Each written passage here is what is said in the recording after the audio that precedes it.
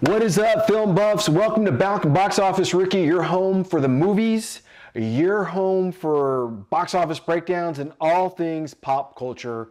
I review movies, I do box office reports. That is what we do here. And this week, I've got a movie for you that I generally think is going to be a word of mouth monster. It is called Obsession. It opened in wide release today, May 15th. And if you haven't heard about it yet, I tell you what, you're about to. So here's what's cool about where this film came from. Obsession was written and directed by Curry Baker, a young emerging filmmaker who shot the entire thing on a budget of just $1 million. $1 million. That is nothing in Hollywood terms. The film premiered at the 2025 Toronto International Film Festival as part of the legendary Midnight Madness block, which, if you know, TIFF, that is the section reserved for the wildest, most intense, boundary-pushing genre films of the year. The crowd reaction there was reportedly insane. That's when Focus Pictures stepped in and picked it up for domestic distribution, and then Jason Blum, the man himself, got attached as executive producer, bringing Blumhouse Productions into the fold. Universal's handling the overall overseas distribution, and honestly, that makes sense. That makes total sense because this is exactly the kind of scrappy, high-concept, original horror that Blumhouse built its reputation on. So, what is this movie about? Let's dive into it. Obsession follows a guy named Bear, played by Michael Johnston, a music store employee who is hopelessly in love with his childhood friend, Nikki, played by the talented Inde Navarrette. Bear is too shy to say something, so on a whim, he buys a mysterious little artifact called a one-wish willow. He breaks it, he wishes for Nikki to fall in love with him, and it works. But here is where it gets dark. It doesn't just work a little. Nikki's feelings become dangerously intense. What he thought he wanted becomes something far more sinister, far more terrifying than he ever imagined. Be careful what you wish for. Take it for what it's absolute extreme. Okay, film buffs, here is my honest take.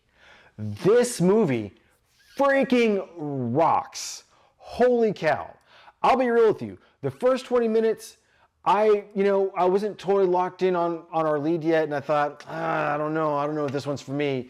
And then the premise kicks into high gear, and I mean freaking kicks into gear. What follows is one of the most effective horror experiences I have had in a movie theater for a long time.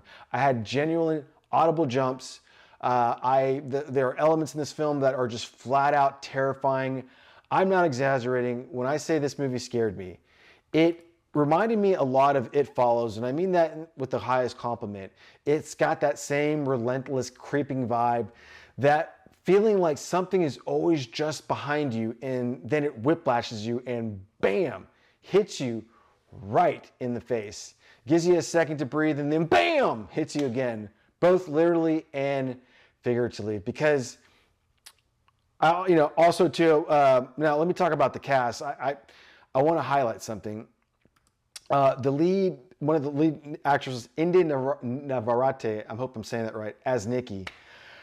Wow, the one that became obsessed. She is absolutely incredible in this film. Holy cow, this young actress is going to be a massive name someday. She's electric, she's terrifying, she's everything this movie needed her to be, and then some. I have been thinking about her performance since I walked out of the theater. For $1 million budget, this film punches so far above its weight, it's not even funny. Curry Baker is a filmmaker to watch. My verdict is go see it this weekend in a movie theater. If you love scary movies, if you love the experience of a horror film with packed crowd, this is the movie to see right now. Skip everything else. This is the one. I'm calling it. Obsession is going to be a ride word of the mouth. It's going to be the ride word of the mouth. It's going to ride word. Let me start that over. Obsession is going to ride word of mouth for weeks.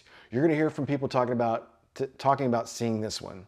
So, next week, I've got Mandalorian and Grogu on the review bay. Yes, the big one. And I'll also have your box office report ready to go. So you don't want to miss it.